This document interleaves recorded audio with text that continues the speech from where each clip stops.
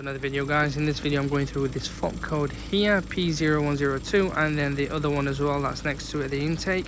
Now they are both linked to each other, but then again it's a hit and miss really. Sometimes it's not, but in this case it is. Now this is 1.6 Vauxhall. It's the fault code, all three of them anyway, but I'm going to go through the other one in a later video. But the other two are very common in the Vauxhall world. Now it's to do with the mass airflow sensor, which is this sensor here that causes it to trigger. It sometimes puts you into limp mode, sometimes it doesn't. It may be perfectly fine, even though the engine management light's on, you'll still have full power.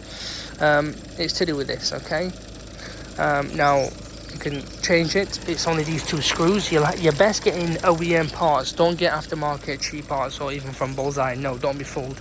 Get it from main dealer, because I have had experience where you can get them parts aftermarket and it'll just trigger fault codes, and it will also trigger the engine management light. Don't be fooled. For the sake of a few quid, get the original, change it, and then just do a full scan and clear, done, dusted, move on. That's what that is, okay?